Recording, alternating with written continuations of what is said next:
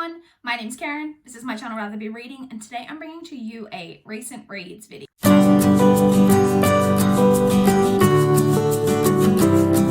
It has been a week since I last checked in for a recent reads video. If you saw my recent reads video last week, then you know that my reading had become incredibly slow for me.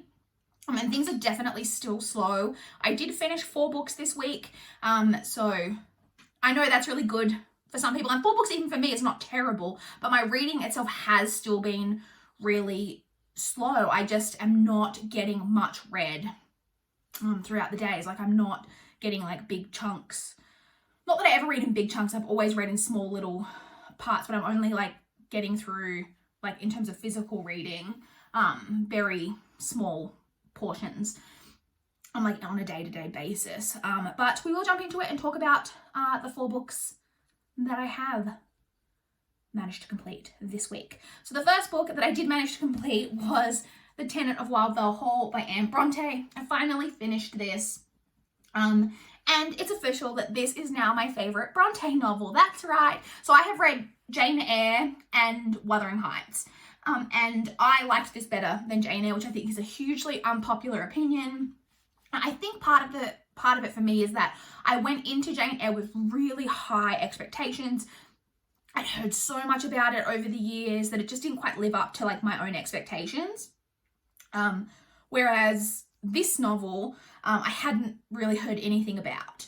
So this is about so we're following a male narrator named Gilbert, who was living in like a village area when a new widowed woman with a young son moves into one of the nearby houses. She's new to the area and there's a lot of mystery surrounding her and her background. No one's really sure exactly where she came from, so on and so forth. And that's kind of the main thread of the plot that you follow. And I really, really enjoyed this. This is so feminist for its time. There's like some stuff that happens in here that I was incredibly shocked by, that I just, for the time period that it was written, I just thought, wow, like the fact that this got published in a novel in its time with there's a lot of like unorthodox practices happening in like terms of women's roles in kind of relationships that are depicted in here. I didn't fully connect to any of the characters, but I didn't like need that in this story, and I liked that the main character I don't think was supposed to be necessarily entirely likable all of the time. She comes across as quite cold, but I think that was intentional, that she is quite cold because of she's had to put up a lot of walls throughout her life through different things, and that's just kind of that sometimes women get driven to be a certain way due to the circumstances that they have to live with. And I really did like everything in this, and it showed a lot of different, I also like, so it kind of does show the dangers of it, because a lot of times in these novels it really like romanticizes marrying for love, because a lot of times there was expectations on girls to marry like wealthy men, and there's a lot of depictions in like novels of this time, or even not novels that were written in this time, but novels written now, like historical novels, about that, getting forced into these marriages with these crusty old men and how awful it is, and that they should be able to marry for love. And I don't necessarily disagree with that, but there is very much kind of almost a depiction in here of someone who's married for love, and that doesn't always turn out the way that you want it to either, and that sometimes maybe it's better to look at things more with your head than with your heart. And so that was really interesting. Like I said, I actually really enjoyed this. I gave this 4 stars. Definitely my favorite Bronte novel so far, and I look forward to reading. I know that Anne Bronte, I think she's only got 1 other novel, or maybe 2 others, but I look forward to, I want to basically read all the Bronte novels. There aren't that many of them, but I really did enjoy this one. The next book that I completed was Layer of Dreams by Libba Bray. This is the second book in the Diviners series that I've been re-listening to on audio. So I have previously read the first 3. This is, of course, narrated on audio by January Lavoie. They are still my favourite audiobooks I've ever listened to. The audiobooks are just incredible. If you have read the series and you're interested in doing a reread and you haven't listened to them on audio, I'd encourage you to give the audiobooks a go. This one, I've got very similar thoughts to it that I had when I first read it. I gave this one 4.25 stars, which is... I gave the first one 4.5 stars and I gave the second 4.25. So it's just that little bit not quite as good for me as the first one. The first one has all of the stories have like a creepy vibe running throughout them, and this one does as well, but I was much more, just slightly more engaged in the Naughty John storyline that's going on in the first book. I will say as well, I should mention that these books are written by a white woman, but they do have such good diversity in them. There's like so many different backgrounds and things portrayed in these novels, and each book you kind of get more and more representation. So we have Black characters, Asian characters, gay characters, interracial relationships.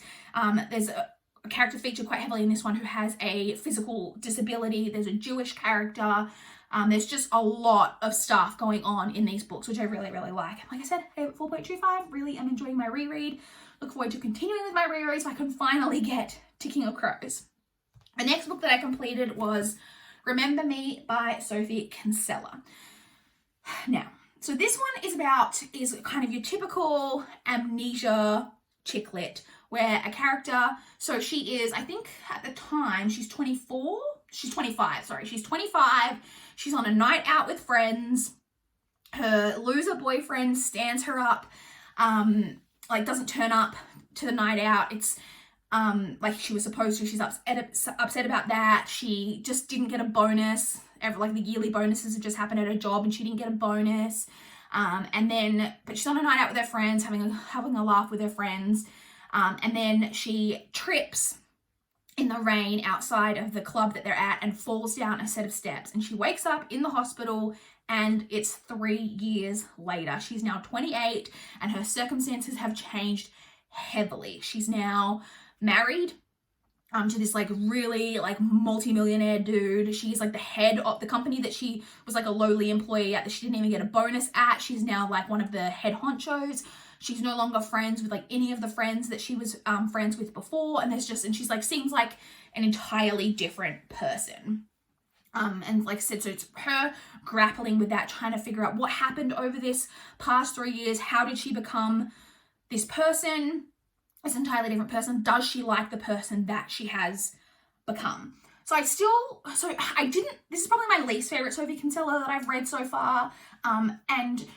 So while I really still liked the main character, and I really liked the like quirky, humorous, like fun nature of Sophie Kinsella's books, and I should warn you, this does deal with like a cheating storyline.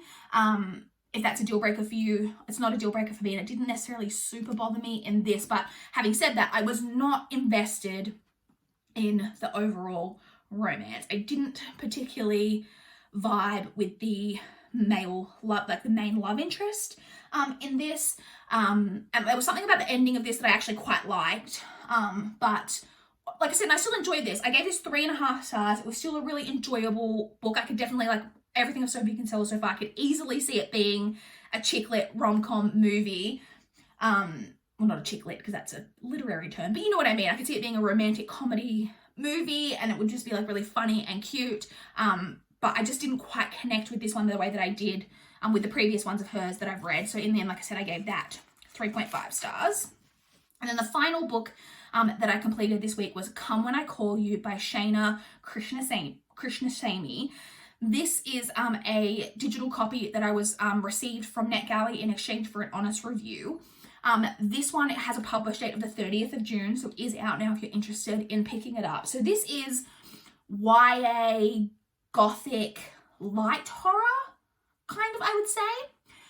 And it's YA, and I think it is YA, but it kind of very much I think straddles that line kind of between YA and adult. Like I think that a lot of adult readers who don't necessarily enjoy YA would be okay with this. We've just had a cat jump up on the desk. Winnie, watch out of the way, baby. Sorry about that. That's the only real downside to this new like setup that I've been using is we have a lot more cat interruptions. They're a lot more fascinated by what I'm doing now that I have the desk. Anyway, so like I said, it really does straddle that line between YA and adult. Like I think if you're an adult reader who doesn't necessarily always enjoy YA, I would give this a go because it doesn't feel, well to me, it didn't feel like super like kind of teen the way a lot of other YA books do feel. So, and I think I got the synopsis of this a little bit confused. I've made some assumptions and I don't know why, because when I reread the synopsis, it didn't say anything like that. And I just, in my head, had invented it. So I think I said it was like about a girl who's from this really big family. It's not. But it is about a girl and her cousin.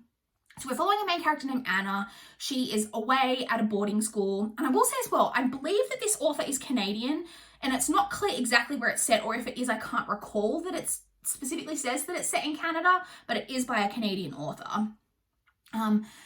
So like I said, it's about a character named Anna. She's away at a boarding school. So we actually have, let me backtrack. We have a prologue chapter of Anna when she's 11. I think she's 11 and her cousin, Lucia, is 8.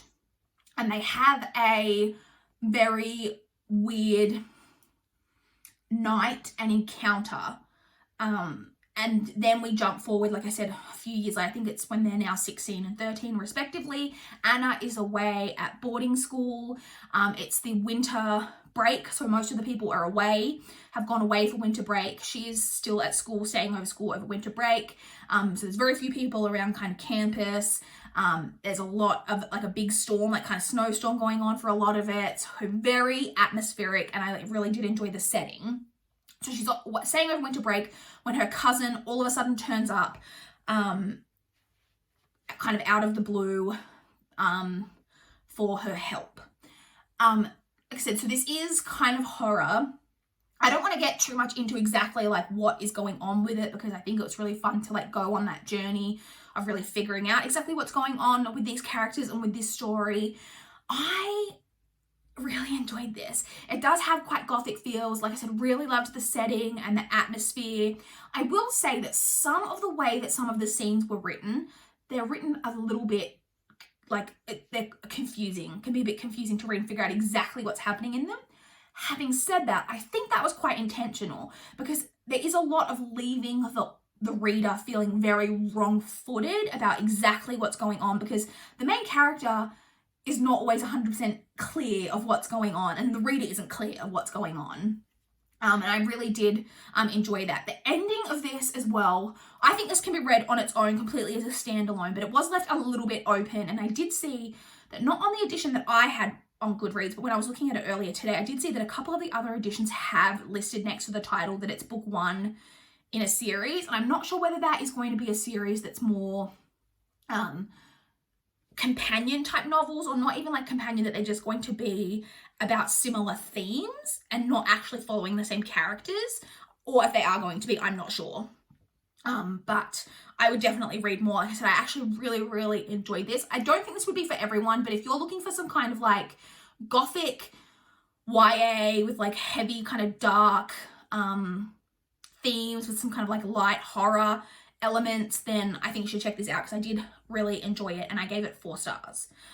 So that's it. Those are the 4 books that I read. In terms of my current read, I'm actually not currently reading anything. I just finished Come When I Call You last night, and I haven't picked up anything else yet, but I will be picking up, my next read is Reconstructing Amelia by Kimberly McCreet.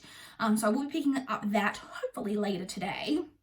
So like I said, not too bad. Like 4 books is good, but my reading is still just really slow. Like I just am in like a weird, like I said, it's not really a slump. I've just been like not, well, I guess kind of it is a slump. Like for me, like the closest thing I come to a reading slump, I just have not been focused on picking up books, and I've been just really like, I haven't been feeling the great. Like I said, I've been feeling like I've had like a cold flu that I've been kind of fighting off like a couple of weeks, and I've been really tired and I've been sleeping a lot, and I just haven't been reading that much. Like I said, but I did manage to get through 4 things, which I'm really pleased with. Hopefully I can continue on a more upward trend with my reading in the coming week. But I would love to chat with you guys in the comments down below if you've read any of these books, if you've got any thoughts on them, or if you want to chat about what you guys have been reading recently. I would love to know. Please like this video if you liked it. Please subscribe if you want to see more from my channel. That is all I have for this video today. Bye guys.